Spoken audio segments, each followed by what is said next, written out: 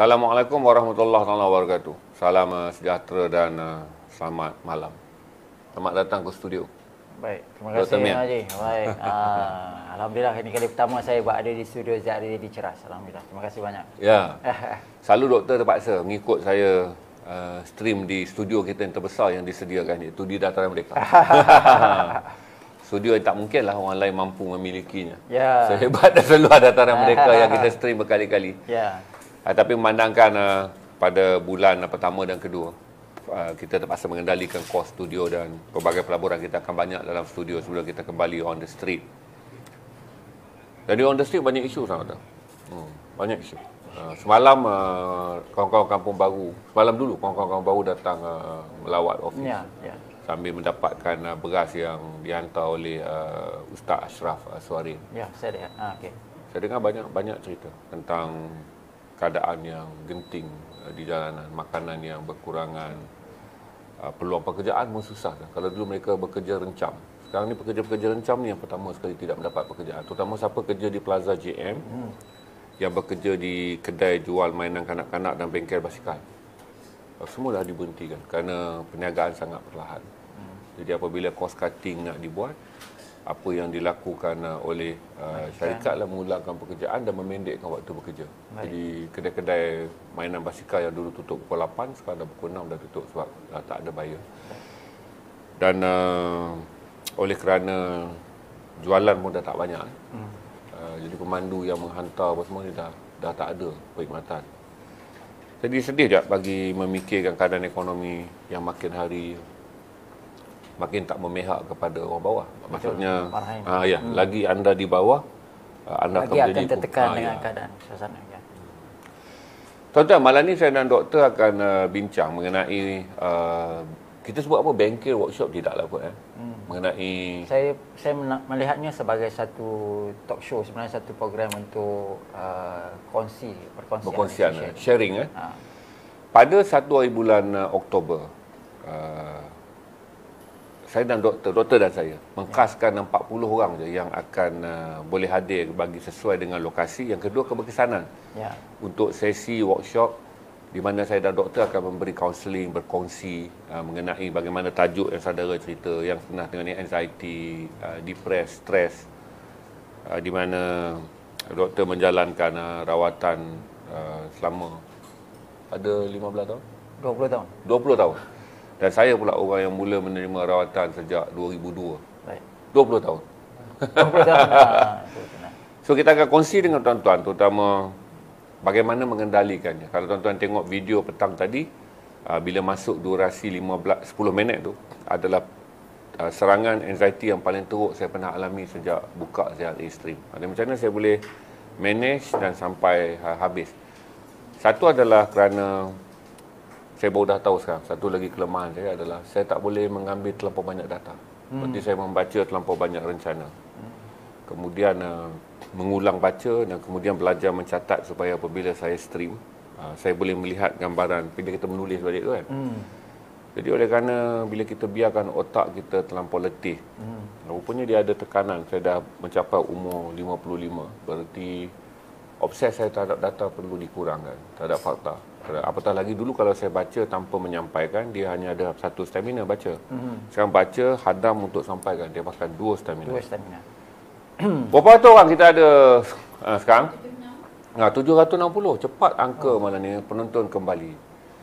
Saya nak kongsi je pada tuan-tuan. Doktor akan tanya, kerana dia selalu jumpa pasien.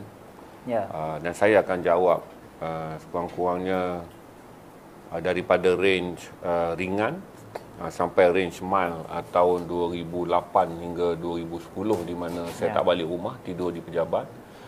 Saya takut mendekati anak-anak kerana bimbang.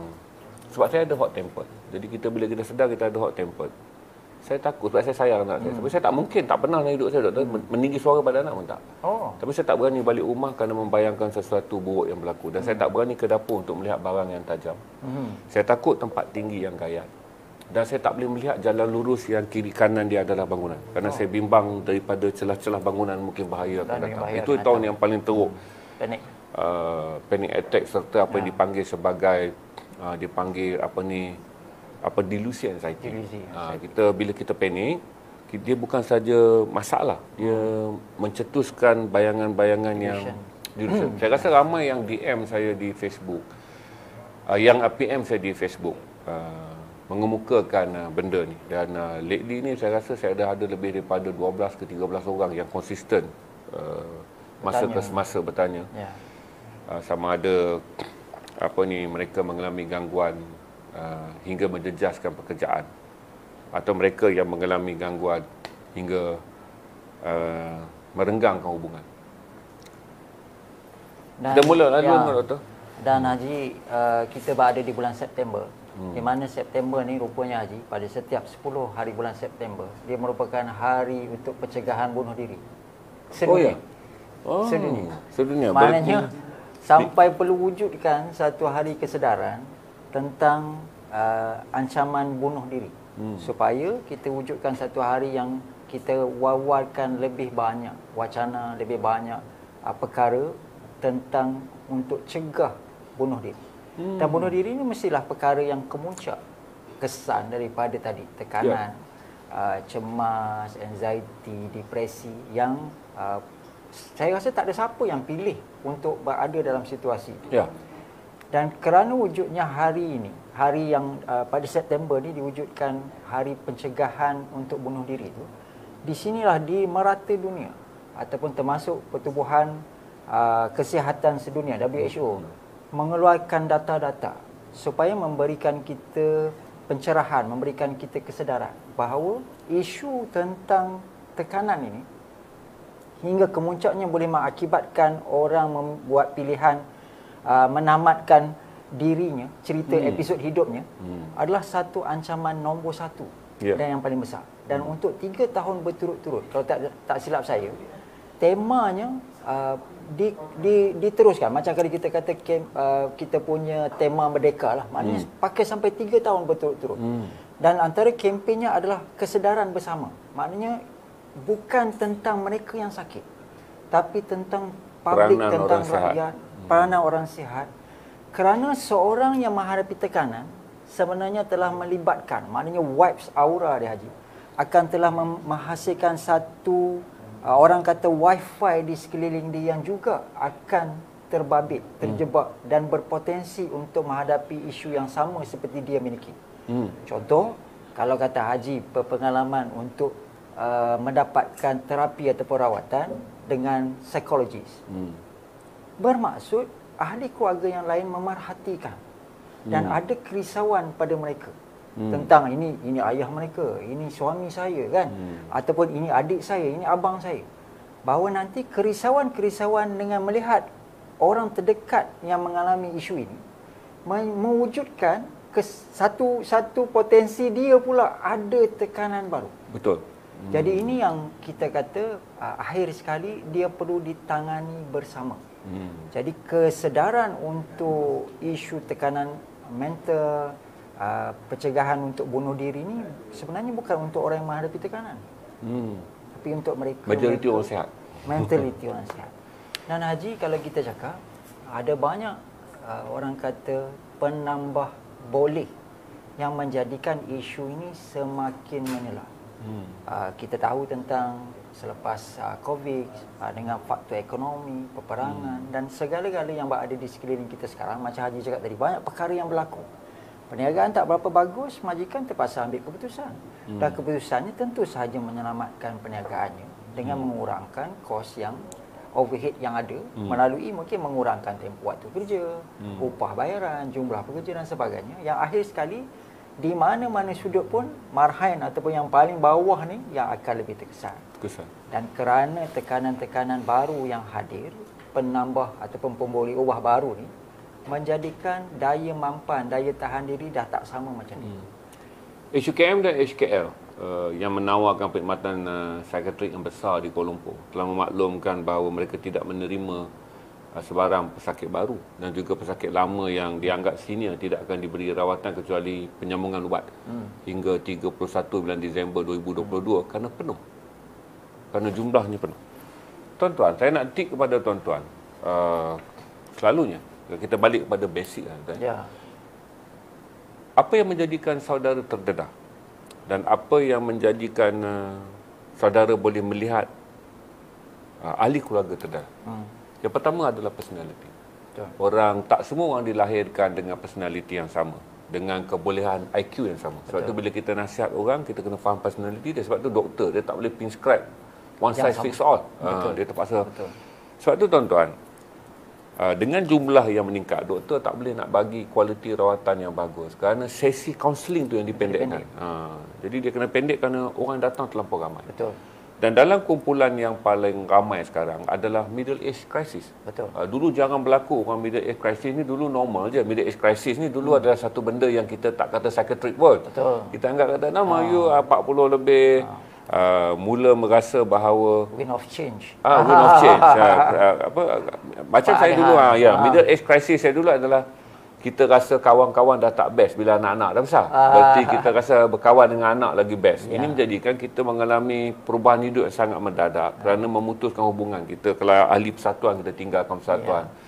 Kalau dulu kita aktif dengan kawan-kawan, semua kita tinggalkan. Sebab kita mula merasakan anak yang berusia 13 dan 14 tahun memerlukan kita. Dan kita gembira kerana mereka telah sampai satu umur yang kalau kita nak pergi mancing, waktu kita pergi dengan anak kita. Nak tengok bola, kita pergi dengan anak kita. Nak minum kopi, kita pergi dengan anak kita. Tapi hari ini, middle age crisis telah menjadi lebih besar kerana sebahagian suami ataupun sebahagian isteri juga terpaksa menangani perubahan personaliti pasangan mereka. Ini adalah, saya fikir kata, salah satu yang, saya ambil kes saya lah senang. Salah satu yang menjadikan saya lebih mudah melaluinya kerana isteri saya tak pernah treat saya sebagai orang yang sedang mengalami masalah. Kerana dia bimbang kalau kami menjadikan dia sebagai isu terbuka dalam rumah, berarti dia adalah isu yang kemudiannya akan menjadi lebih beban. Jadi bila isteri saya tahu saya akan melewar dan lebih suka tidur di masa 2006 sampai 2010 saya buat production macam ni. Sebuah anak syarikat yang dilabur 1.6 juta ringgit oleh Astro dengan kontrak sekitar 20 juta ringgit. Jadi saya ada bangunan sendiri dan saya boleh manage di luar daripada piawaian Astro. Selalunya masalah yang bagi kita, ada orang ada orang yang mengalami depres, stres dan anxiety, dia memerlukan orang lain. Ada orang dia tak memerlukan orang lain. Berarti ada sokongan yang kita panggil jangan mendekat. Ada satu sokongan kata kita mesti ambil tahu, tak? Ada lagi satu sokongan, doktor. Kita dah tahu, kawan macam isteri saya dia dah tahu. Dia mengambil langkah beri space. Berarti keupayaan IQ dan juga kebolehan yang dia ada, dia rasa tak boleh menangani complicatednya suami dia. Dan dia juga yakin pada waktu yang sama suaminya boleh menangani dengan lebih baik kalaulah dia menganggap dia tak tahu. Jadi saya fikir itu satu proses. Berarti gini ya tuan-tuan, tak semua kasutnya sama. Dalam kes seorang yang merayu kepada saya, dia nak buat satu produk. Jual tak laku pun tak apa. Dia kata sebab dia bekerja sukses, tapi dia ada OCD dalam peringkat sedang berkembang. Maksudnya obsessive compulsive disorder dia sekarang tengah berkembang. Bila OCD dia berkembang, doktor, dia nak lakukan sesuatu. Dan dia kata, Haji Zainal, saya suka tengok apa yang Haji Zainal buat. Saya kata saya takut nanti projek ni tak untung. Saya kata kosnya dah sangat tinggi. Dia kata tak untung tak apa. Ini saya beritahu pada saudara bagaimana seorang lelaki yang bekerja dengan keadaan sukses nak buat satu projek yang menelan belanja sekitar 4,500. Dia kata dia hantar kat saya, kalau saya boleh pulangkan balik 3,000, 2,500 pun okey. Kerana dia nak buang wang itu dengan mereka benda adalah untuk mengurangkan OCD dia. Sebab dia kata sebab dia bekerja dalam bidang kejuruteraan, engineer. Dia kata bidang yang dia kerja tak boleh berkreatif. Dan dia kata oleh kerana OCD yang dia alami, dia perlu 3 atau 4 jam fokus kepada satu benda sehari supaya dia boleh mengelakkan OCD dia terkumpul dan menjadikan dia shaking dan time bomb. Dan saya kata okeylah kalau gitu. Dia datang daripada tak sebut tempat lah, untuk jumpa saya di sini, membincangkan menjalankan satu perniagaan supaya saya bagi dia lebih design yang lebih complicated, yang memakan masa dia yang banyak. Lepas tu dia kata saya tak perlu labur sebab dia ada duit. Dia kata jual balik je. Untuk orang beli dan appreciate, dan dia rasa kerana orang beli tu dia akan merasa lebih lega. Ini saya cerita pattern orang yang kena Jadi saya kata okey, saya akan support. Saya akan support kalau ini pilihannya. Sebab dia kata dia berada di sebuah pertempatan yang sistem sokongan dia akan melemah kampung. Sebab dia masuk ke kawasan teknologi yang berdekatan dengan kampung. Baik. Kemudian dia kata dia tak boleh bergaul dengan masyarakat di keliling. Kerana kalau di Kuala Lumpur ni, normal jumpa orang aneh. Ya. Tapi di kampung tu dia akan dianggap, selesai orang tuduh dia gila lah. Yalah. Gila sebab saya kata macam, bila datang obses dia kan, dia nak pusing cawan dia, susunan kuih atas meja kuih pun dia nak. Jadi dia takut. Jadi dia orang macam ni tuan-tuan, saya rasa terkejut kerana ini antara pattern-pattern baru. Bila saya membuka ruang diskusi dengan lebih besar, ramai orang sanggup PM saya untuk membincangkan diskusi yang lebih besar. Betul. Dan bila saya menunjukkan sifat friendly dengan menganggap bahawa living with anxiety, living with depressed, living with OCD ni adalah salah satu skill, kerana saya dipengaruhi oleh Sese Mosera. Ada seorang kalau saudara rajin cari video dia, dia adalah idola saya. Waktu saya dalam keadaan terkapai-kapai, saya dipengaruhi oleh seorang lelaki dari Sierra Leone, yang mana seorang wartawan yang berjaya di negaranya, tetapi peminat spaghetti. Jadi dia makan banyak spaghetti sampai dia gemuk. Hingga akhirnya, doktor, saya tahulah dia dah ada OCD tentang food. Dia makan-makan sampai dia gemuk. Hinggalah dia nak lari daripada tabiat buruk dengan gaji dia yang agak besar lah di Sierra Leone. Dia telah memilih untuk travel. Pergi ke Somalia, Chad yang pada waktu dilanda kebuluran. Baik. Bila dia sampai di sana, doktor, dia cerita balik dalam making of. Dia panggil situ Living with Hunger. Cara-cara je dokumentari Living with Hunger, Sese Mosera. Dia lepas tu dia buat Living with AIDS, Living with Corrupt, banyak. Lepas tu dia menggunakan Living with. Dia adalah pemenang Emmy Award. Dia calonkan banyak kali untuk award-award lebih besar, tapi dia menang 2 kali Emmy Award. Jadi bila dia cerita saya, dia cerita dalam pembikinan tu, dia pergi ke Afrika, berjalan kaki, hadapi kebuluran, dia pun tak makan, ditusuk satu duri hutan hingga dia kena bisa duri hutan dan kaki dia hampir-hampir infection. Tapi dia teruskan, akhirnya dia dapat rawatan. Rupanya dia kata dia ditakdirkan untuk hidup dalam kemelut, untuk menghilangkan OCD dia. Dan tu saya bagi tahu tu macam mana kita tukar. Sebab tu kita kata kelemahan diri kita jangan kita layan. Betul. Dia mesti cari jalan, macam saya kata yang datang daripada saya satu-satu. Bila Sese Mosera jumpa, dia balik dan kemudian dokumentari dia ditayang di Sierra Leone. Tapi akhirnya CNN dapat dokumentari itu. Itu yang dibawa CNN, ditayang dan menjadi dokumentari yang menceritakan kepada dunia perjalanan 2 bulan seorang lelaki yang berat badan dia 100 kilo lebih. Tapi bila sampai balik kurang 40. Kurang 40 tu kurus sampai dia terpaksa mahal. Kerana pertama, dia kata waktu perang tu diberitahu perjalanan mereka hampir 200 km. Mereka akan dapat masuk Chad, sebuah negara yang kapal terbang Amerika akan berhenti untuk hantar makanan. Jadi dia kata beratus ribu pelarian pergi tunggu. Bila Chad tengok sempadan dia dipenuhi oleh pelarian, Chad membatalkan kebenaran dia daripada Amerika untuk menghantar makanan. Jadi pelarian terpaksa menunggu dan akhirnya mendapat khabar misi bantuan Amerika tak dibenarkan masuk ke Chad kerana Chad tak sanggup menerima limpahan pelarian yang daripada Somalia dan daripada Ethiopia. Dan itulah kemudiannya, kata Sese Mosera, bila dia balik dan dia membuat sidang akhbar. Bukan sidang akhbar, dia balik dan dia membuat pertemuan dengan rakan-rakan media dia kerana orang pandanglah kerja dia. Dia kata, kalau inilah yang memberikan aku pengajaran, aku akan berhenti makan spaghetti mulai hari ini. Dia tanam pula satu prinsip. Sebab orang yang bila kita ada obses, tuan-tuan, dia kena ada beberapa pandangan yang ekstrim. Jadi dia bentuk satu disiplin ekstrim. Untuk tak makan spaghetti dan makanan mewah, menggantikan apa yang obsession yang sebelum. Dengan membuat kerja. Itu yang tuan-tuan tengok video dia yang kedua, Living with AIDS, sangat berjaya. Dan yang ketiga paling berjaya, iaitu Living with Corrupt. Dia turun ke negara-negara yang mengamalkan korupsi dalam dulu waktu tu. Pertubuhan Mahasiswa Bersatu mengharamkan pembelian semua bentuk berlian daripada bumi Afrika yang dikendalikan oleh mereka yang sindiket perang. Dia orang jual, dia orang beli barang senjata api, dia orang berperang. Jadi kerana berlian tu dijual dalam pasar gelap, mereka dapat wang dan mereka berbeli. Maka PBB mengatakan semua pembelian perang dari pembelian berlian daripada kumpulan puak yang berperang diharamkan. Jadi dia macam dalam filem yang cerita yang dalam filem Leonardo DiCaprio berlakon tu. Dia buat dokumentari yang sama juga. Itu saya tunjuk pada saudara dan saya nak beritahu pada saudara bagaimana Sese Mosera mengatasi kehidupan dia dengan menjadikan masalah diri dia sebagai pemangkin pada kejayaan. Ya. Dan dia menjadi idola. Saya terima kasih pada Nur Azam Syairi, rakan baik saya, orang kuat editor di The Malaysia Insight.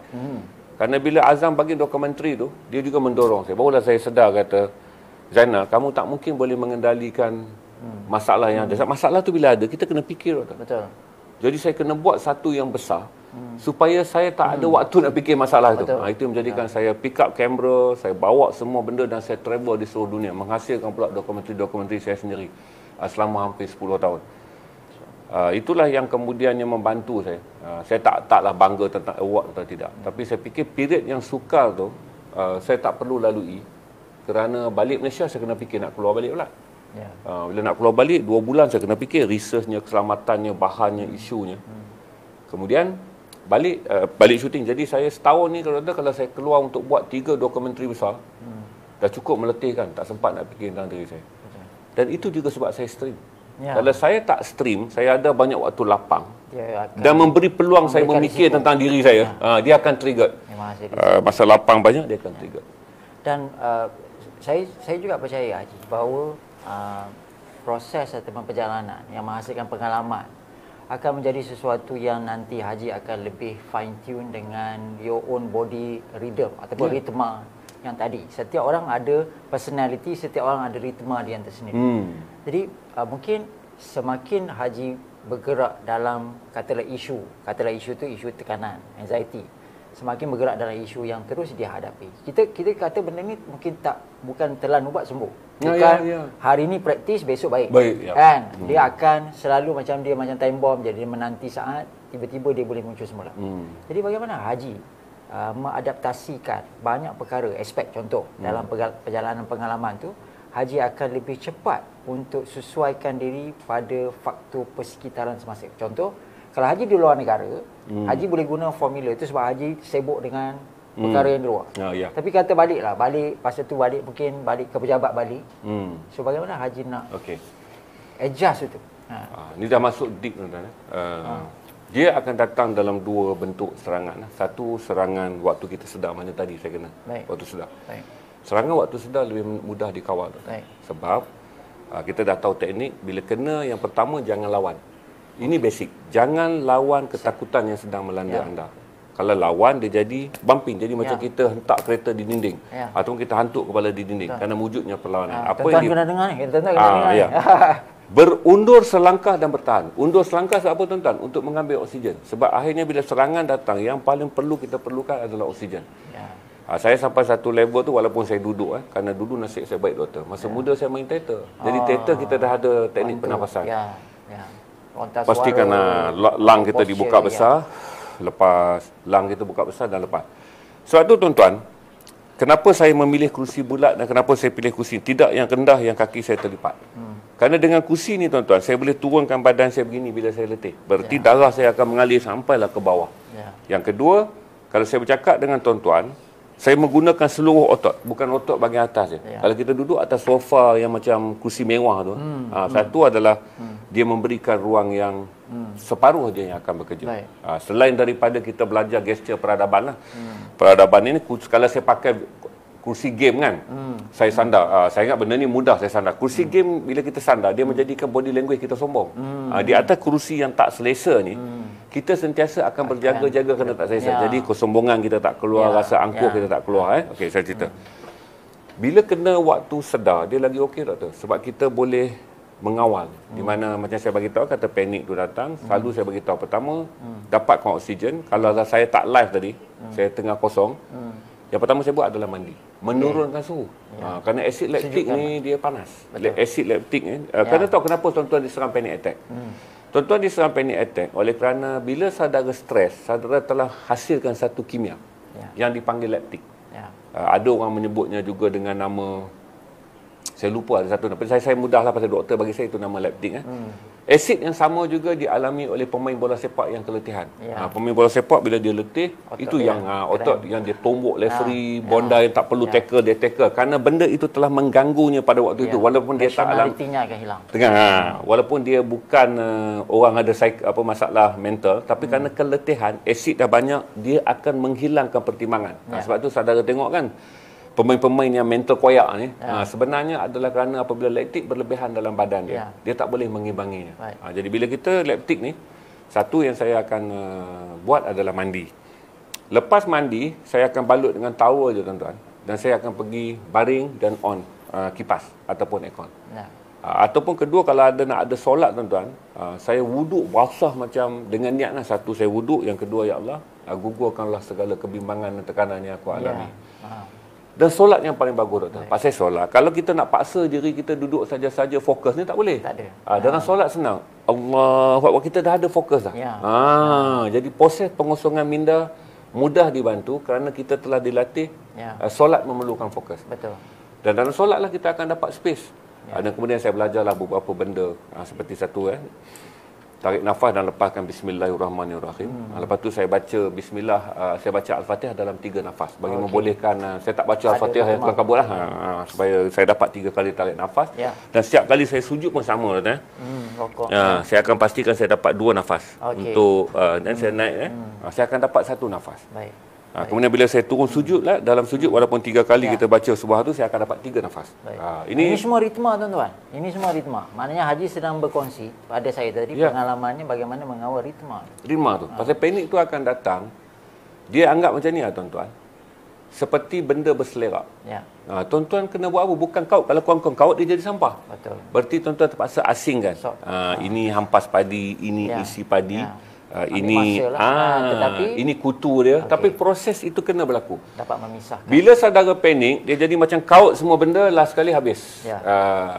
Logik untuk mendapatkan beras padi pecah dengan kutu beras akan hilang. Dan yang kedua doktor, sekarang dah lagi mudah. Kalaulah tuan-tuan selalu kena, beli saja ice bag daripada 7E. 7E ice bag tu pastikan sentiasa ada.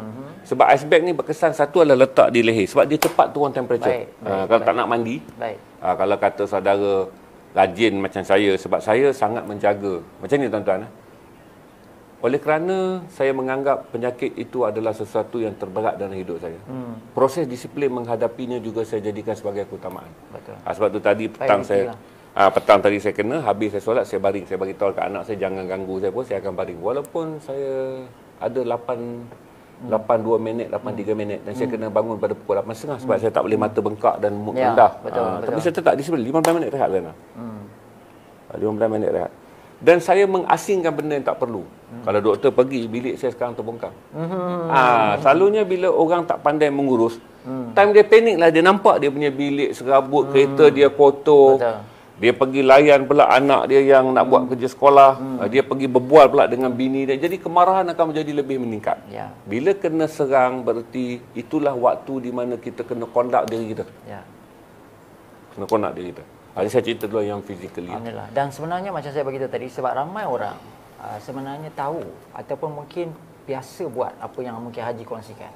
Tapi apabila dia diserang semula, dia seolah-olah macam terlupa. Give up.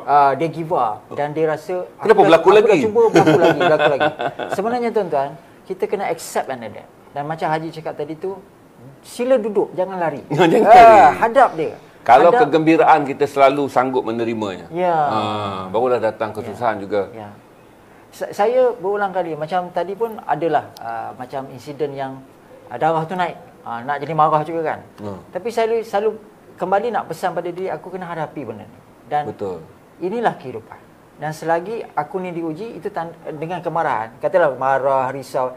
Selagi kita diuji tentang kemarahan, tentang kerisauan, kebimbangan, sakit, ini semua menandakan kita masih insan. Jadi saya terus reset diri saya, ini tanda aku masih manusia. Kalau aku dah jadi benda lain, mungkin aku tak ada rasa ini semua. Jadi aku perlu menangani cara manusia. Betul. Jangan jadi panas. Kalau panas tu benda tu jadi jin, aku jadi jin pula. Contohnya macam tu. Aku jadi lebih hebat daripada jin pula. Maksudnya cuba pertimbangkan secara rasional. Dan untuk boleh pada itu, nafas merupakan kuncinya. Macam Haji cakap tadi. Tarik nafas panjang, istighfar balik. Dan saya nampak, itu yang saya tanya Haji, mungkin di luar kita ada formula itu dan kita nampak berkesan. Tapi kadang-kadang bila kita balik di tempat kita, kita macam hilang punca pula. Kemudian kita jadi give up, Haji cakap tadi. Sebab apa? Sebab kita rasa macam seolah-olah benda ini berulang dan tiada kesudahan. Dan kita mula menyalahkan nasib, menyalahkan takdir. Itu saya bagi tip. Kita kena terima living with. Berarti anda telah mengahwini seorang wanita. Anda mencintainya. Dia seorang pembebel. Berarti hari pertama pun dah living with. Berarti tak mungkinlah wanita yang anda cintai kerana mempunyai mata yang menyenangkan. Saya gambar isteri saya lah. Saya kahwin dengan isteri saya sebab apa? Saya kata separuh dari bimbangku hilang bila melihat matanya. Tapi separuh dari bimbangku datang apabila mendengar katanya. Jadi dia ada lah tuan-tuan. Tapi kita akan living with. Pro and con. Kita rasa itulah wanita yang aroma tidurnya. Aroma bau tubuhnya menjadikan tidur kita nyenyak. Tapi itulah juga wanita yang apabila datang aroma rajuk dia, menjadikan kita sakit kepala. Tapi tak mungkinlah orang yang beriman akan mengatakan, hari aku bahagia, aku doa ke apa, aku berdoa panjangkan jodohku. Hari aku tak bahagia, aku kata, apalah jodohku. Macam saya cerita balik tentang kisah sufi yang sangat terkenal. Apa yang dipanggil jenis manusia yang apabila datang keberuntungan yang memihak kepada dia, barulah dia kata Tuhan tu adil. Bila datang satu benda yang tidak, tu itu kita ada khatak dan khatak. Bila datang saja benda yang tidak memberuntungkannya, dipertikaikan hidup. Dia tak pertikai Tuhan, tapi dia pertikai hidup. Tapi sebenarnya sama. Tu saya cerita sebuah kisah sufi tentang seorang lelaki yang duduk di bawah pohon ara mengambil teduh. Berbangga dia dengan pohon ara kerana dia tengah-tengah berjalan tengah panas, dia dapat berteduh di bawah pohon ara. Bila dia berteduh di bawah pohon ara, sebelah tu dia nampak pokok labu menjala. Lama duduk, dah dapat perlindungan, Allah dah bagi teduh tadi kau kena panas, dalam teduh lah datang fikiran-fikiran buruk dia. Setelah direnung buah ara, doktor, dia kata betapa tidak sempurnanya ciptaan Allah. Pohon ara yang besar, buahnya kecil. Dan bila dia tengok labu, dia kata, betapa peliknya dia kata, daun labunya yang tidak berbatang, buahnya besar. Jadi dia kata, ya Allah, bukankah lebih adil sekira pohon ara yang besar menanggung berat buah labu dan pohon labu yang kecil menanggung berat buah ara? Dia bertikai. Tengah dia bertikai, arah masak tu jatuh. Kena batang hidung dia. Barulah dia fikir, ya Allah, nasib baik bukan labu. Kalau labu, mati aku. Berarti jangan sampai kita jatuh jenis orang yang apabila datang keberuntungan, kita lah orang yang pertama bagi tahu orang, aku bersyukur ni doktor, saya bersyukur doktor, Allah uji saya boleh buat gini. Datang malangnya kau doktor. Saya pun tak faham lah doktor klien saya ni. Lok lepas tu tak nak bayar. Lok tak nak bayar. Jangan jadi orang macam tu tuan-tuan. Kerana bermula daripada perangai macam tu lah. Akhirnya dia disiplin dan teknik saudara berfikir dalam keseluruhan hidup rosak. Sebab tu banyakkan orang kena anxiety ni. 70% pakar psikiatri dah give up nak berubat. Sebab pakar psikiatri dah bagi jalan. Tapi jalan tu penat kan. Semua sama. Orang kena stroke doktor, dia kena pergi buat fisio.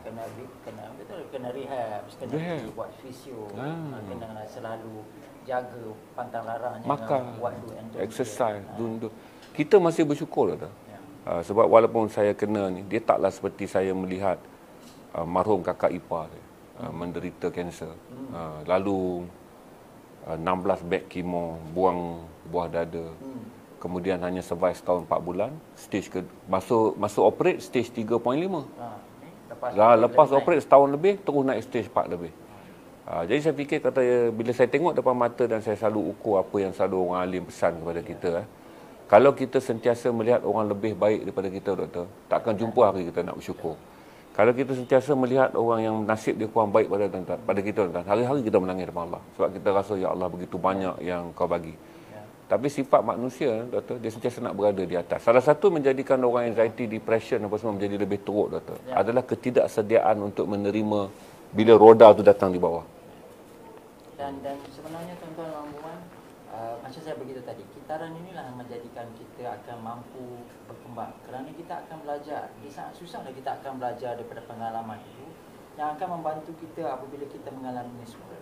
Kerana kalau kita belajar pada saat senang, jarang orang ingat memori yang kata, ini boleh gunakan sifir ini. Tetapi waktu dia susah, dia sedang jatuh dan mungkin dia bangkit dari kejatuhan itu melalui satu sifir, satu formula. Dan dia akan tahu bahawa sifir ini amat berkesan satu masa dulu dan mampu untuk menjadi pemangkin dia pada masa yang akan datang. Tuan-tuan yang mana nak detail, bukan saya nak meniaga tuan-tuan. Hari yang detail tu pasal waktunya lebih panjang. Tuan-tuan boleh pergi ke link ni. Sebab kita ada 40 seat je. Sebab kita buat di studio doktor. Dan doktor tak mahu banyak sebab kita nak close. Kalau boleh soal jawab, Q&A. Dan saudara balik dengan rasa. Sebenarnya kita dah buat je. Kita buat during PKP dulu. Kami dah buat, kan kita buat waktu sesi tu tutup. di mana saya bertemu dengan Haji. Ya. Kan? Dalam Zoom. Dalam Zoom. Ya, Dan dalam setiap sesi itu kita hanya limitkan sekitar 20 orang saja pada masa itu. Dan pada masa itu kita telah bertemu dengan saya rasa begitu macam-macam isu sampai kita pun rasa takut nak meneruskan. Kita tak teruskan. Sebab sesi itu masih Zoom, tuan-tuan. 4 sesi ya. Ya. Saya jadi berhentikan apabila seorang wanita memberitahu bahawa setiap kali dia diserang depresi, dia ada keinginan untuk membunuh anaknya berusia 12 tahun. Dan kita tahu kebatasan masa dan secara jarak jauh macam tu, ada banyak perkara yang tak sampai. Ya. Sebab itu tuan-tuan dan puan, kami merasakan bahawa ada keperluan untuk meneruskan. Ya. Tapi yang kedua, kita tak boleh buat secara macam ni. Hanya bagi penerangan, bercerita. Dan input itu tidak dua hala. Betul. Apabila dapat duduk bersemuka, tapi kita tak boleh nak buat ramai je. Mungkin satu sesi macam itulah. Dengan kebatasan masa, kita terhadkan mungkin 30 orang, 40 orang. InsyaAllah kami akan buat pada 1 hari bulan Oktober. Hari apa tu? Hari Sabtu. Hari Sabtu. Pukul 2 petang. Ada detail lah kat situ? Di Shah Alam, insyaAllah. Ada dekat poster tu doktor naikkan? Ya. Turun scroll balik poster, attend bayar 100 untuk membelikan kos operasi. Ya. Dan lagi satu, kita naklah letakkan nilai juga pada program yang kita buat. Sebab kita pilih, kalau kita boleh buat tajuk lain, waktu sekarang orang datang lagi ramai. Ya. Memulakan perniagaan tanpa modal. Tapi kita tak nak sebab kita fikir, yang paling penting nak mula berniaga apa-apa, mental kena kuat. Betul. Nak mula apa-apa pun, mental kena kuat. Dan kita bukanlah kata kita akan ada the absolute answer untuk everything. Tetapi this is satu ikhtiar ataupun satu usaha. Dan setidaknya saya percaya sahabat-sahabat ataupun rakan-rakan di ZRI Stream menjadikan platform ZRI ini juga sebagai rujukan. Di mana pandangan, opitoria dan perkongsian, terutama perkongsian pengalaman daripada Haji, bila Haji menceritakan 20 tahun mengenai isu ni, akan jadi benda yang value-nya you dapat from the real people, real stories. Dan ini antara perkara yang kita nak. Saya pula, bukanlah saya nak cerita sebab saya dari kursi sebagai terapisnya. Sebab dulu untuk saya masuk dalam industri ini pun, saya asalnya bukan nak menangani sesi kaunseling untuk orang-orang yang ada mental illness. Tetapi rata-rata kita tak boleh lari. Bahawa di sekeliling kita, katalah isu dia gastrik. Pusing sesi, akhir sekali rupanya stres. Jadi selagi stres ini tak ditangani, badan akan macam Haji cakap tadi, sampai lutut kita jadi ni, asid laktik kita jadi banyak, dan akhir sekali damage kan hingga ada penyakit fizikal yang dialami. Bila kita pergi hospital, mungkin kita dapat ubat untuk penyakit fizikal tu. Tapi isu tekanan, isu stres yang trigger tu, selagi tidak dikonfrontasi secara yang orang kata lebih berhemah, lebih ilmiah, tak dapatkan pandangan, tak dapatkan bacaan, tak dapatkan dorongan, bimbingan kepada mereka yang telah mengalami, kita akan hilang punca. Betul. Saya ambil daripada semua pakar yang terhebat di Indonesia, Profesor Emeritus Dr. Azhar, Datuk Dr. Azhar Muhammad Zain. The best terapis sampai sekarang tidak dipensionkan pun oleh Universiti Kebangsaan Malaysia. Tadakan keperluannya masih tinggi. Tinggi. Saya dengan dia bertahun, tuan-tuan. Saya beritahu tuan-tuan, satu sesi dengan dia 45 minit, 400 lebih. 45 minit, 400 lebih. Dr. Azhar yang marah ni memang standard Dr. Azhar di KPJ. Ya, betul. Dan saya lalu dengan Profesor Emeritus yang dah bersara, dah 70 lebih dia bersara, Datuk Dr. Ramalingam daripada HUKM. Saya lalu dengan terapis, saya lupa nama dia daripada Subang Jaya Medical Center, yang saya kata saya nasihatkan dia dan keluarga dia. Yang saya kata doktor tu pula tanya saya. Saya kata doktor live ada. Sebab manusia macam manusia. Tak kira doktor ke kan, pakar ke, masih manusia. Saya banyak belajar daripada klien ataupun pasien saya sendiri. Malah saya rasa setiap sesi saya tu membantu saya untuk mendapatkan sedikit pandangan supaya saya bantu orang yang lain. Betul. Kadang-kadang melalui sesi sharing tu, kita akan tahu bahawa aku pun ada isu itu. Jadi aku harus hati-hati. Sebab nanti aku mungkin jadi sampai macam tu. Melangkah ke sempadan. Kemudian yang kedua, aku perlu buat macam ni. Kalau aku menghadapi, sebab aku dah ada simptom tu sikit, nanti kalau aku hadapi lagi, aku perlu buat macam mana yang dia buat. Dan sebenarnya kaedah pembelajaran sebegini, syura, kaedah yang bermesyuarat, kaedah yang orang kata bertalaki ni, menjadi resepi. Sebab itu ramai orang yang menghadapi isu tekanan tidak cukup hanya jumpa dengan kaunselor ataupun terapis. Tapi Haji, kena ada rakan ataupun circle, community dia. Community yang mampu, bukanlah kita kata aku pun sakit, jumpa orang-orang dalam mentor, jumpa orang mentor je dia katakan. Tak. Betul. Sebab setiap orang ini lebih memahami kerana mereka tahu. Faham. Macam tadi saya cakap, bukan semua ahli keluarga. Macam Haji tadi, Haji cerita, luckily ataupun kita kata macam bukan semua orang akan ada kecekapan untuk mengesan, memahami. Contoh, isteri memahami, oh ini masanya untuk aku tak campur. Ya. Bukan semua orang macam tu, Haji. Faham. Dan makin setengah orang, contoh ibu bapa, parenting, makin kita tahu, makin kita nak campur. Obses. Obses Kita pula nak jadi campur. kelang kabut. Kita Lagi kelang sekejap-sekejap kabut tanya, anak kita. sekejap-sekejap tanya, yang menghadapi tekanan, contohlah remaja anak kita. Sebab statistik mengatakan, tekanan, WHO mengatakan 800,000 setiap hari statistik seluruh dunia bunuh diri. Dan ini baru statistik yang dikesan melalui cause of death itu tidak diletakkan sudden death. Maknanya ada sumber. Mungkin dia telan pil, dia gantung diri. So tahu itu confirm memang bunuh diri. Bunuh diri. Mungkin yang sudden death, yang silent, yang bawa kita kereta tak tahu. terjun dalam Kita tak laut, tahu. dia orang kata kemalangan. Tapi Jadi itu sebenarnya tak dengan dikategorikan. Tak dikategorikan. Kalau 800,000 orang seluruh dunia, dikatakan setiap 40 saat seorang bunuh diri, Haji.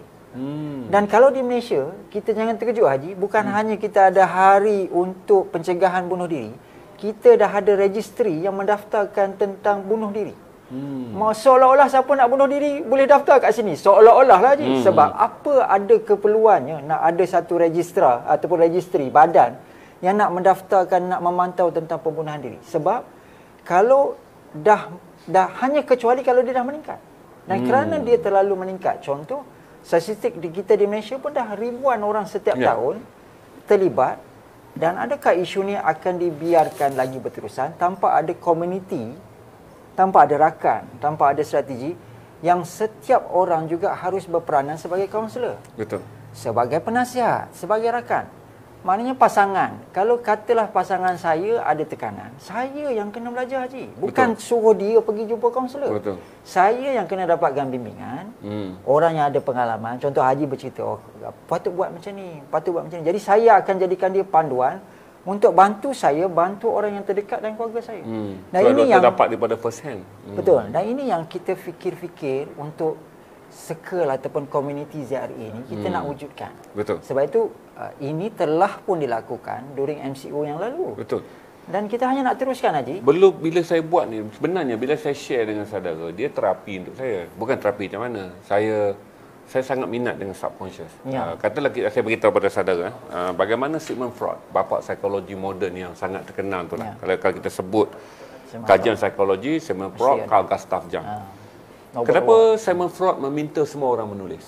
Kata Sigmund Freud, semua orang perlu menulis sebagai terapi diri. Tambahlah lagi orang yang ada anxiety, OCD. Kerana kata Sigmund Freud, anda hanya boleh mengenali diri anda apabila anda memberi laluan kepada pengaruh bawah sedar. Bila kita menulis ni, tuan-tuan, tak perlu banyak kita kawal, kita excited kan, sebab tak ada orang keliling, kita dengan kertas je.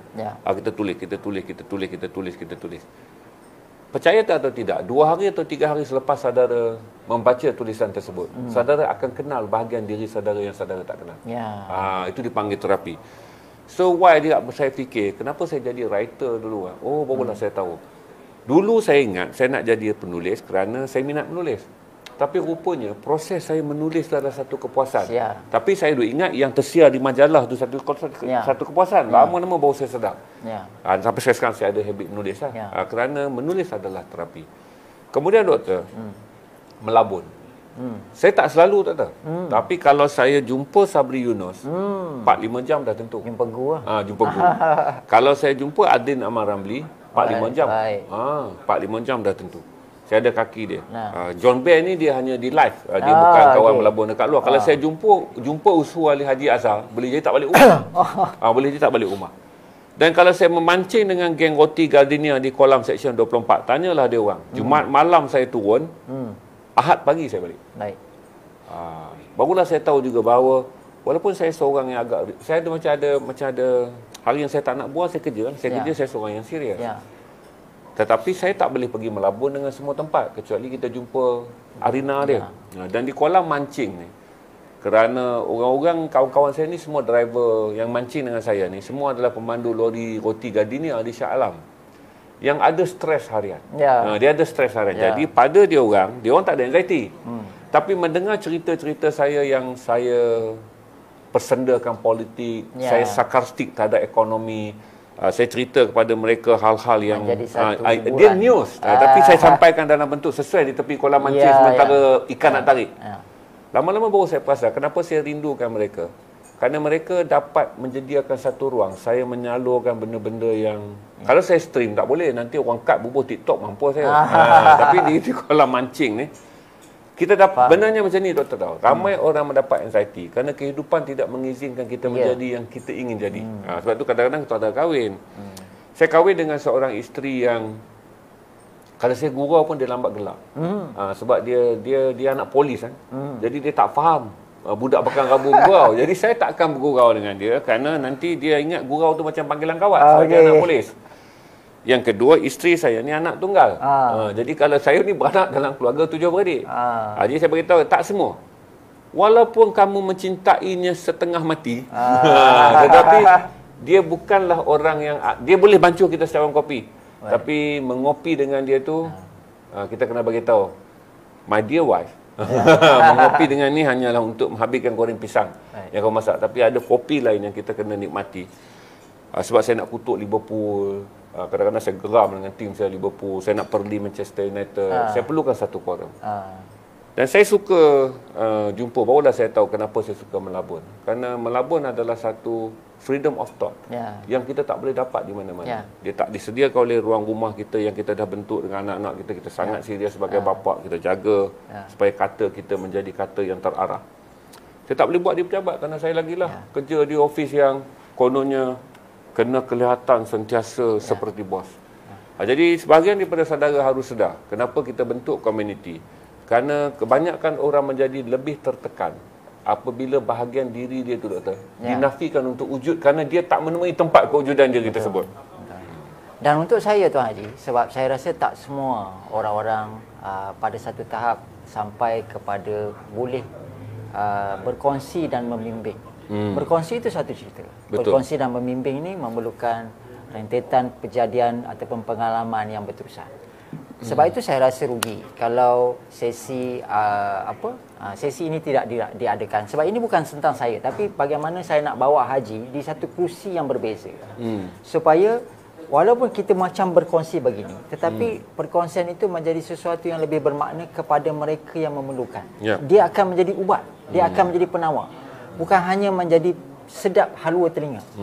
Tapi untuk boleh macam tu, kita perlu asingkan daripada hanya satu talk yang terbuka kepada talk yang lebih khusus kepada tajuk yang berkait rapat dengan isu-isu yang tadi. Berapa ratus orang sekarang? 497. Ini orang yang ada pengalamannya yang untuk dikongsikan perjalanan. Sebab saya rasa macam ni. Sebab macam doktor macam tadi Haji cakap, even a doktor pun kena refer back. Tanya balik pada Haji, apa yang Haji buat? Kan? Apa yang you buat? Sebab apa? Kebanyakan case study pun macam ubat juga. Dia pun by experimenting. Bila dia prescribe, dia tengok apa kesan, apa efek.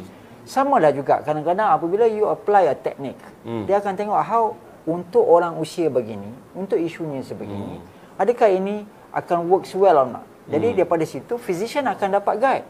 So baru dia boleh gunakan sifir dan cadangan itu kepada orang yang similar pattern. Jadi tuan-tuan, kalau zaman kita pula tak jumpa ramai orang, bermedia sosial saja, ada satu talian hayat yang putus. Dan di sini yang saya rasa macam create circle. Sebab tu di barat, circle-circle community tentang counselling, sharing, bukanlah counselling ini untuk orang-orang sakit. Tidak. Mereka menjadikannya sebagai budaya, bercerita, melabun. Supaya isu-isu tidak dihadapi seorang. Macam tadi. Temanya pun dibawa tangani bersama. Kerana nak menjadikan bahawa ini bukan, you are not alone. Dan you must, we must work together. Doktor tahu kenapa dia orang sebut melabun? Supaya bunyinya lebih friendly. Tapi sebenarnya semua orang yang datang tu stres. Free talk, free flow dia akan cakap kan. Mana ada je. Sebab datang tu mesti dia datang sebab dia rasa memerlukan. Dia nakkan kawan untuk mendengar ataupun dia perlu dengar cerita-cerita orang sebagai satu terapi macam tadi kan. Dan budaya ini amat kurang untuk kita di sini. Dan hingga kadang-kadang kita pula dengan cepatnya menjadikan apa yang mungkin orang tua-tua kita buat dulu di kedai kopi sebagai benda yang membuang masa. Saya rasa harus hati-hati, Haji. Bukan semua perkara yang negatif di mata kita negatif untuk orang itu. Betul. Itu terapi untuk dia, Haji. Betul. Selagi jangan mengumpat. Selagi lah dia tak kan. Of course lah dia tak buat benda-benda. Sebab apa? Sebab saya melihat kaedah untuk mengarang ni kena ikut sifir bagaimana orang itu, personality orang itu. Sebab itu kita tak boleh gunakan ubat A untuk semua orang. Betul. Ubat A mungkin hanya untuk A. Betul. Ubat B kita kena faham B dahulu. Jadi untuk ringkaskan proses ni yang saya rasa tadi, rakan ataupun community, circle, sahabat yang ada dalamnya orang yang dah ada pengalaman, yang boleh pula membimbing akan banyak membantu. Betul. Saya fikir, Doktor, salah satu daripada kenapa isu KM sangat obses dengan saya adalah mereka akui bahawa saya adalah satu-satu orang yang mereka temui yang sampai zaman kemuncak ketika sakit saya memuncak. Menyampai zaman kemuncak ketika sakit saya memuncak.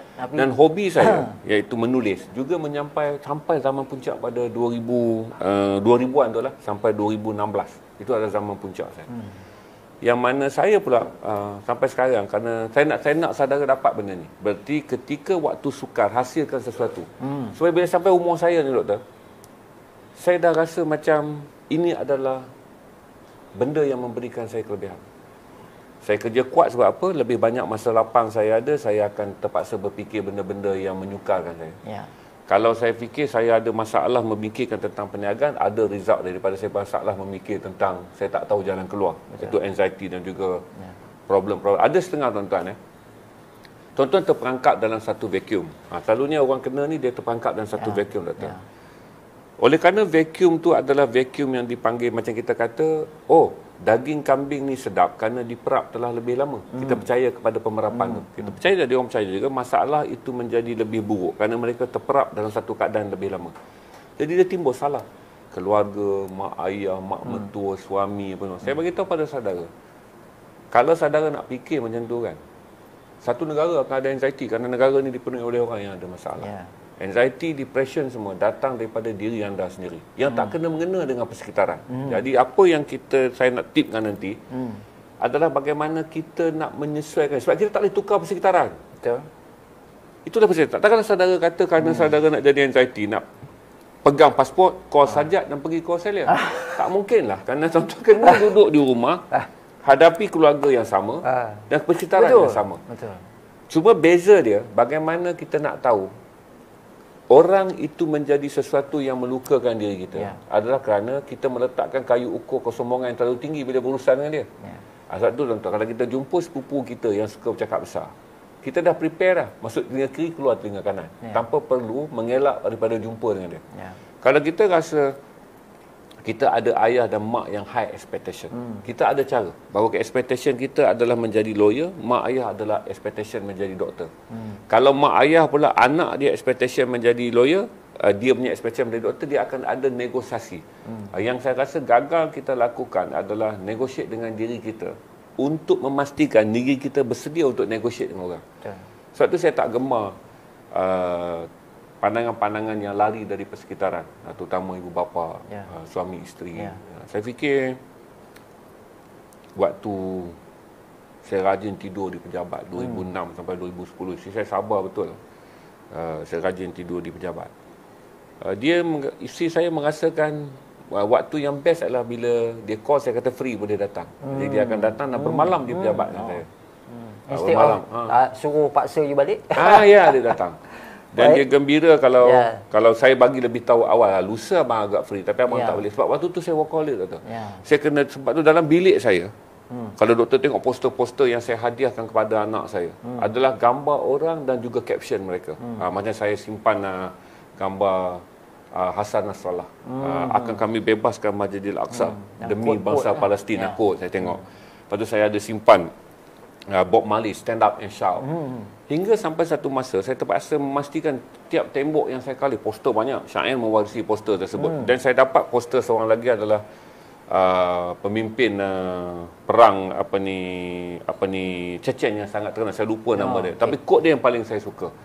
Dia kata tidak kami melangkah melainkan menjadi burung-burung Tuhan yang akan membebas, dia macam burung-burung Tuhan Ababil, yang akan membebaskan apa ni Nagorno-Karabakh dari tangan orang-orang kafir. Masya-Allah. Jadi bila tengok kata-kata tu dia dengan jambang, saya lupa lah. Saya memang puja adalah saya pergi print dekat section 2. Masa tu poster dalam internet. Kita download dengan resolusi tinggi. Saya pergi section 2 Shah Alam, dia boleh print. Saya buat poster. Print besar. Dan gantung. Dan sampai sekarang saya beritahu kepada kawan-kawan saya, poster adalah penting. Bila anda tak dapat inspiration. Jadi dalam bilik saya tu sampailah bila bos Astro tu datang, dia kata apa? This is the room yang dia memang imagine nak ada room macam tu. Lah sebagai masa tu Datuk Zainal datang. Sebagai korporat tak boleh kan. Tapi dia kata, Zainal, saya masuk dalam bilik awak, tak ada satu gambar yang saya tengok ni tidak memberikan saya lebih 5 minit. Jadi last kali dia duduk kat bilik saya buatkan air, saya keluar. Dia menikmati satu demi satu gambar. Barulah saya tahu, kata benda yang saya anggap simple tapi sangat bermakna pada orang lain. Tak semestinya sama macam saya, sebab saya minat Beatles. Tapi daripada kecil, kalau saudara dan memang para saudara minat para sahabat, saudara boleh ambil je kata-kata para sahabat untuk letak. Dan itu lagi satu terapi yang penting, di mana apa yang kita lihat, terutama bila kegelisahan tu datang kan, dia datang risau ni boleh detect masa kita nak tulis ataupun kita tengah bekerja. Pertama dia rasa macam satu acid gerd tendang. Kita akan terasa pahit di bahagian tekak. Kita akan pahit. Kalau kita biar setengah jam lagi, dia akan dapat panic attack. Masa tu kita take breath kan. Bila take breath, kita memerlukan fokus untuk menghilangkan kebimbangan. Maka itulah saya tengok motivasi itu. Dan kerana saya minat Beatles, senanglah 8 days a week kan. Saya dah tahu semangat dia. Kalau saya tengok poster John Lennon, saya dah tahu semangat dia. Jadi saya bagi share dia dengan saudara. Inspirasi. Poster-poster, gambar, video yang memberikan inspirasi bantu jadi kita punya adrenalin lah. Dia push balik. Okay. Dan kedua adalah kawal vibrate lah. Sekarang ni saya dah tua sikit, doktor. Saya kawal vibrate, apa yang dipanggil vibrate untuk menstabilkan pergerakan darah, oksigen dalam badan. Waktu saya havoc dulu, saya suka muzik dipanggil sebagai upbeat. Jadi sekretari saya akan download muzik Raja, lagu-lagu Raja kan, muzik-muzik Melly Goslow. Cuma sekarang senang lah, because saya dah lekat dengan Asma Husna. Sebab Asma pun ada upbeat. Budak-budak baru dah mula mendendangkan Asma Husna dalam bentuk upbeat. Saya boleh dengar. Pump up. Dan saya beritahu juga, muzik juga adalah terapi yang baik. Kerana upbeat, dia akan menggerakkan adrenalin untuk anda berasa dalam ketenteraman muzik. Jadi ada ramai orang tu dia kena faham. Bila setiap kali kita kena, dia bukanlah semua tentang ubat, bukanlah semua tentang beli tiket pergi ke Bali, jenuh tuan-tuan, setiap kali stres pergi Bali. Dia ada perjalanan yang kita boleh capai di atas katil ya. Dia ada perjalanan yang kita boleh capai di bilik air. Dia ada perjalanan yang kita boleh capai dengan view mata. Dan dia boleh ada perjalanan yang kita boleh capai dengan telinga. Dalam sesi tu nanti saya share lebih close dengan tahu pattern apa yang kamu minat. Dan ini yang kita harap tuan-tuan menyambut usaha ni. Setidaknya kita tak semestinya ada isu itu untuk kita hadir. Macam saya beritahu tadi. Kadang-kadang kita mungkin hadir menjadi wakil kepada circle kita. Jadi kita bawakan info, data ataupun ilmu yang kita dapat itu untuk kita kongsikan. Mungkin dengan orang kiri atau orang kanan yang berada di tempat kita yang memerlukan. Sebab kadang-kadang orang yang menghadapi tekanan ni sendiri, dia pun tidak begitu mudah untuk mencari jalan keluar. Kerana dia tertutup. Macam tadi, dia duduk dalam vacuum itu, dia tak boleh nampak bahawa dia perlu proaktif menjadi macam ni. Dia tak perlu proaktif macam ni. Jadi kadang-kadang pada saya tu, remedy ataupun resepi ni, awareness ini kita yang masih rasional ni yang perlu ambil dan menggunakannya mungkin untuk satu hari pada diri kita sendiri, tapi bantu untuk orang yang ada di sekeliling kita yang kita rasa memerlukannya sekarang. Dan tuan-tuan dan puan, kenapa kita nak buat secara tertutup ataupun secara yang lebih orang kata one to one, face to face ni, daripada situ supaya kita dapat ada ruang dan masa untuk kita mungkin boleh terus kongsikan tips secara personalized instead of bagi secara umum. Ni saya cakap 10% dah tuan-tuan. Saya belum cakap lagi bagaimana tuan-tuan akan mengalami depression yang teruk, di mana saudara mimpi dia keluar daripada tubuh, saudara tak boleh balik pada tubuh. Itu tahap yang paling tinggi. Kalau pergi berubat, Tok Bomo kata jin lah apalah. Dah kena ni dia akan ada lagi. Yang dipanggil alam lain dah. dia dipanggil apabila kebimbangan, dia panggil serangan anxiety dalam tidur. Ini orang tak tahu. Ini yang tuan-tuan pergi jumpa ni, yang tuan-tuan duk kata panic attack berlaku waktu saudara jaga. Conscious saja. Conscious. Tapi ada lagi serangan yang berlaku dalam tidur yang sangat berbahaya. Di mana apabila tuan kena kalau tuan-tuan kena 3 kali seminggu, sebulan tuan-tuan tak boleh bekerja. Di mana tuan-tuan akan mula merasa terkeluar daripada tubuh, saudara tak boleh balik. Waktu tu dia panggil panic attack dalam tidur. Jadi kita panik dalam tidur, kenapa aku tak boleh balik ke badan aku?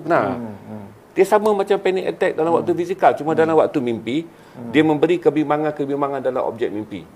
Itu yang saudara nak manage lagi. Sekarang bukan saya nak sembunyi rahsia, dia kena tunggu keperluan orang bagi tahu. Dan beberapa panic attack yang akan datang menyerang dalam tidur yang tak pernah diperbincangkan orang.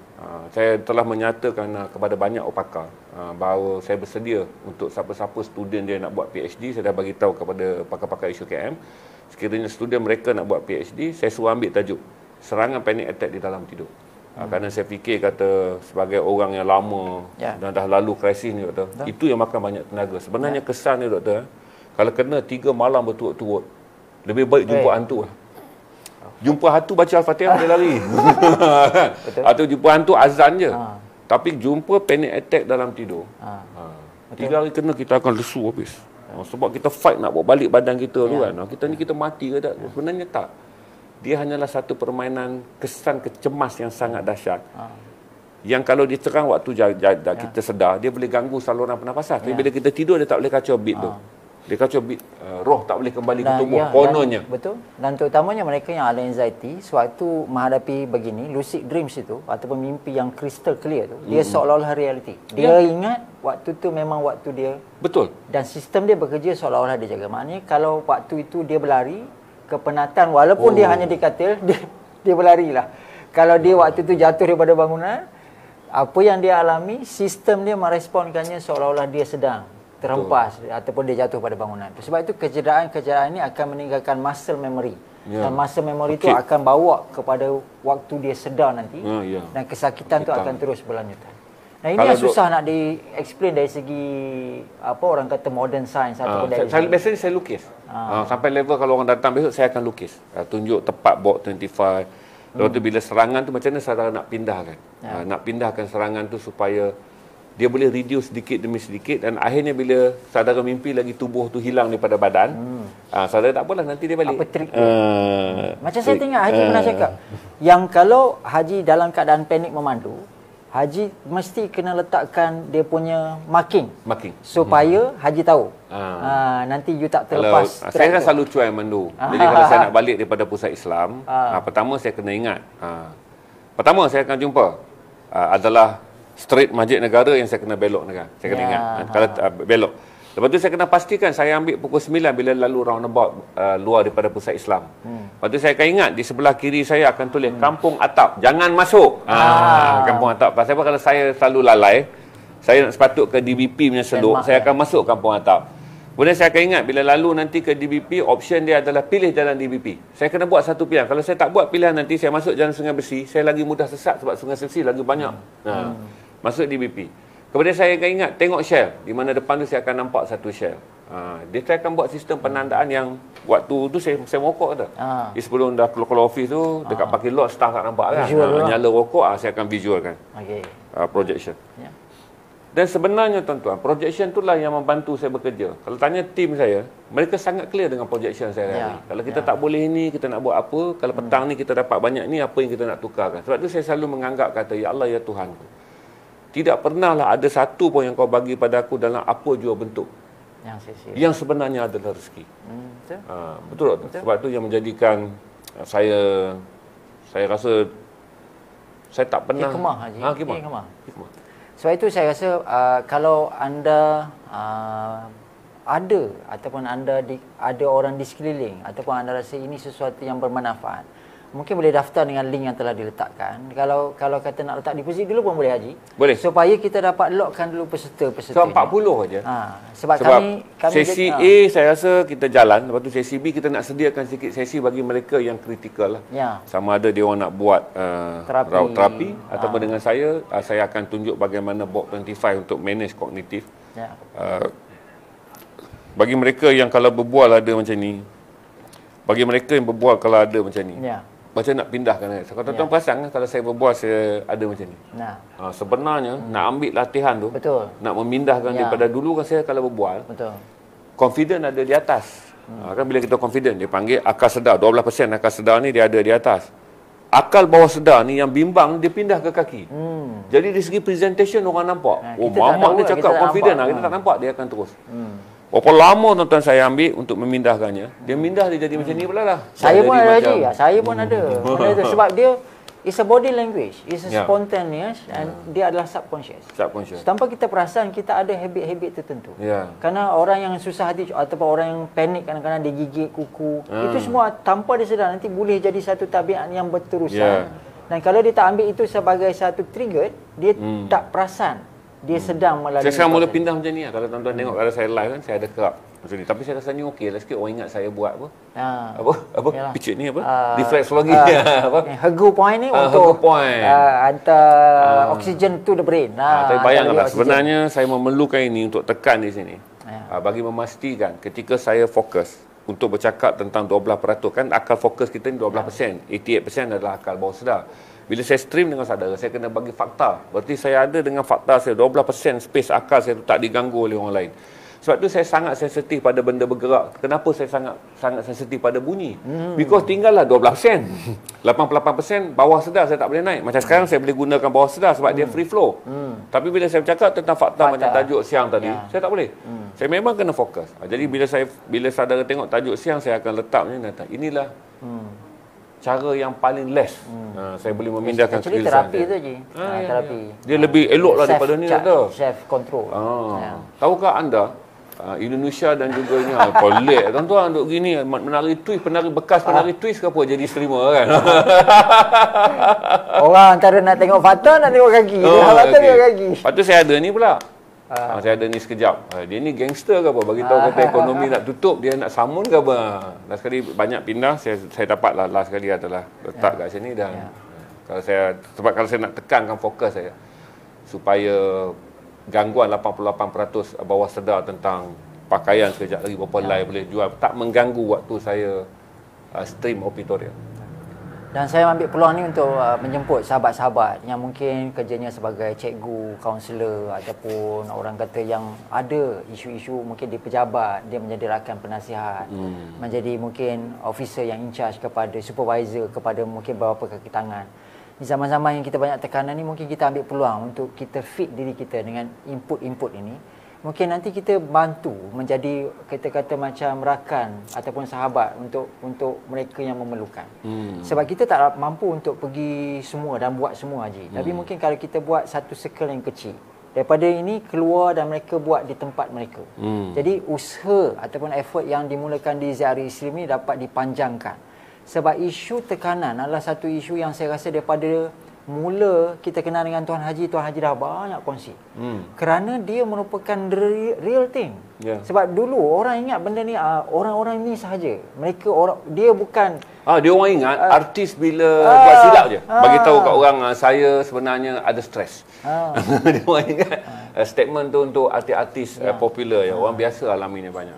Dan kita juga tahu kan banyak selebriti yang kadang-kadang terpaksa undur daripada industri semata-mata kerana mereka ada isu yang tak tangani dan mungkin pada peringkat satu masa dulu siapa yang ada isu ni dianggap sebagai pelik, sebagai macam yang orang kata yang mental illness. Padahal tak salah.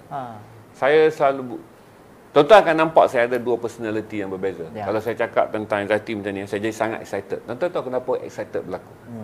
excited berlaku adalah untuk overcome. Tak mudah nak cakap benda ni, doktor. Betul. Sebab benda ni kita rasa memalukan diri kita. Betul. Benda ni kita rasa, buat apa kau cerita Nal? Ya. Kau boleh jadi nampak lagi steady kan. Sebab tu bila saya bercerita, tone suara dan pushing factor saya jadi kuat. Kerana saya terpaksa melawan sebahagian kesedaran yang lain kata, jangan share. Apa faedahnya? Ini benda makan diri. Aib kan orang kata kan. Kalau aib tu tapi untuk, kalau saya stream content kan, saya boleh jaga tone suara saya. C, D, semua chord major. Ya. Tapi kalau bercakap tentang stres, dia menjadi chord dalam. Pitching dia sangat tinggi. Kerana saya sendiri juga terpaksa bertarung dengan diri saya untuk meyakinkan diri saya sendiri bahawa perkara ini wajar dikongsikan. Ya. Dan Haji daripada satu perspektif, perlu ada buat. Kena ada orang buat. Dia fardu kifayah Haji. Kalau Haji tak buat ni, saya takut nanti kan kita akan dipersoalkan. Kenapa kita diberikan pengalaman ini, tapi kita tidak menjadikan dia satu tolakan, ajakan hingga membantu orang lain yang semila. Tak semua orang jumpa sifir dia Haji. Tak semua orang jumpa solusi. Dan sebab tu saya kata selagi benda ni tidak dilihat hanya sebagai satu isu kelompok yang tertentu, kita menganggap kita selamat daripadanya, kita akan jadi macam COVID dululah. Kita ingat oh ini dekat sana aja. Tapi tengok-tengok akhirnya kuman ada sejengkal daripada hidung. Lepas tu kita sendiri baru. Okey. Bagi tuan-tuan yang nak daftar untuk dapat detail itu pasal acara 1 bulan 10 Sabtu Oktober 2 petang sampai pukul. Anda boleh lock nama dulu. Ada 2 hingga 5 petang. Dan kita tambahlah ekstra sikit asalkan sebelum pukul 2 tu kita semayang Zuhur siap-siap. Nanti habis pukul 6 kita sempatlah semayang asar. Supaya 4 jam tu kita dapat 4 jam yang berkualiti. Saya suka share tuan-tuan sebab saya fikir kata antara orang panggil, saya tak pernah bagi workshop tentang menulis cerpen. Walaupun mereka menganggap realisme magis atau modern realism dan Rashid ni adalah benda yang autentik untuk dikongsikan, kerana saya bertolak daripada karya-karya klasik Melayu dan kehidupan Melayu yang sangat autentik. Saya tak pernah percaya bahawa saya seorang yang boleh menjadi pembicara sastra walaupun saya menulis. Haji dapat award pun tak pergi ambil award. Tuan-tuan, sebab tu saya kata nak pujuk Haji buat forum ini bukan satu yang mudah. Sebab macam tadi, tak semua orang nak berkongsi, dan saya juga tak naklah dilihat macam bila kita selalu bercakap, orang ingat kita macam pandai sangat Haji. Kita ini bukan soal aku bagus ke, yang ni betul ke, yang tu salah ke, tidak tuan-tuan. Tapi lebih kepada ini adalah satu CSR yang perlu dilakukan. Satu tanggungjawab komuniti yang perlu dilakukan. Kita harus menanganinya bersama. Tapi kita haruslah cara yang berhemah juga untuk menyampaikannya. Siapa tengok yang Habib Indonesia yang popular sekarang, Habib Madura tu, yang kulit hitam manis, dia seorang habaib, seorang ulama sekarang. Saya suka tengok real video dia sebab dia kembali kepada agama selepas menjadi gangster. Dia habaib. Popular di Indonesia. Siapa yang ada ni tolong naikkan nama dia. Dia awal 40-an. Saya tak pasti Bukan Hasan Basalamah. Dia habaib. Dan sekarang dia popular di Indonesia kerana dia boleh bercerita tentang gangsterism. Tapi dia bagus dia dulu. Dia cerita kalau dia mencuri kepala paip tembaga tu sebab mahal kan. Boleh jual. Oleh kerana dia ada kesedaran agama, dia kata. Dia bawa lah yang plastik tu lindung, cucuk supaya air tu tak membazir. Dapat kepala paip dia boleh jual, dia kata. Jadi dia kata dia bercakap dalam logat Madura yang sedap kan. Jadi dia kata kalau Allah marah dia tu kepala paip, dia tak dah kena dosa membazir. Dulu dia kata kalau dia curi besi keping tu, ada orang tua lalu nanti akan jatuh longkang. Dia nak besi keping tu, jadi dia bawa kayu, dia tutup. Jadi seronok mendengar cara-cara dia memberi nasihat. Kerana dia datang daripada seorang ulama yang pada masa mudanya adalah seorang gangster dan juga penjenayah hebat di Madura. Itu kadang-kadang kalau kita dengar hukum yang disampaikan oleh orang yang berilmu kerana ilmunya, dengan nasihat yang disampaikan oleh orang yang tahu tentang hukum kerana dulu dia melakukannya. Itu yang seronok. Sebab tu dia bagi tahu kepada orang yang melakukan jenayah. Kalau tak boleh berhenti pun janganlah sampai jenayah kita ini ada kerosakan, ada mudarat yang besar. Itu yang dia kata tu kalau nak curi. Buat maknanya sendiri, jangan menyusahkan orang lain. Tu dia kata pipe air dia ambil tu, dia tutup supaya air tu tak membazir. Jadi dia dapat kepala tembaga, itu yang dia pergi jual. Jadi dia kata supaya Allah kira dosa dia adalah dosa hanya mencuri kepala paip, tapi tak masuk dalam dosa membazir dan menyusahkan orang kerana tak dapat air, kerana dia tinggalkan kepala paip bocor macam tu. Betul. Okey, kita harap kita 40 tiket lah malam ni untuk tuan-tuan hadir. Ini bukan meet and greet nanti tuan-tuan bawa buku saya sign pula. Lepas tu tak ada, ini adalah sesi yang serius untuk mungkin tiba masanya kita dah bawa berbagai, saya rasa Tuan Haji telah hidangkan berbagai hidangan di ZRI Stream, daripada kita di jalanan, daripada isu kemiskinan, kemanusiaan dan sebagainya. Dan salah satu elemennya adalah tentang ini realitinya Haji, sebab masyarakat sedang sakit, ramai yang memerlukan. Kalau kita tak dapat buat semua, jangan tinggal langsung Haji. Betul. Setidaknya mungkin ini sebagai satu effort, sebagai satu usaha. Dan bila kita bersama, bukan maksud anda bermasalah, saya pun nak bermasalah, tidak. Tetapi kita menggerakkan sesuatu sebagai pencetus yang nanti kita boleh bawa pulang. Saya pun nak dengar, supaya saya boleh bawa pulang. Dan nanti saya ada, orang kata ada lagi new fresh ideas untuk saya sharekan kepada mereka yang lain yang mungkin datang kemudian ataupun yang berada di sekeliling saya. Ramai ke yang lock ni? Kita tak tahu okey. Maksudnya kita tak boleh nampak tempah kat sini. Kita kena tengok tempah. Saya harap kita okey je. Anda boleh pergi ke link saja, insya-Allah. Mudah-mudahan nanti kita akan respon dan anda boleh tempah kerusi anda. Kalau tak cukup, boleh letak deposit je dulu. Sebab kita just nak lockkan supaya it's business. Kita sewa tempat, kita nak sediakan makan, kita ada kos. Jadi kita ambil lah kos. Lepas tu kita tak nak pula nanti kalau kita free kan, semua orang bakat datang, dia menjadikan sesi tu macam sesi meet and greet lah. Kan? Tak. Ini ada sesi yang serius. Daripada doktor yang nak, saya tak boleh buat di garasi kerana fokus saya adalah perniagaan. Doktor buat kerana fokusnya adalah untuk menjadikan komuniti mereka yang minat dengan, bukan kesihatan mental, mereka yang minat tentang uniknya mental. Untuk datang. Dan saya seorang sangat obses kepada brain. Betul Haji, betul. Dan saya rasa apa yang telah Pak Haji secara langsung atau tak langsung kongsikan, membantu untuk menggerakkan neuron-neuron pada ramai orang. Orang macam saya pun banyak belajar melalui stream yang Haji hidangkan.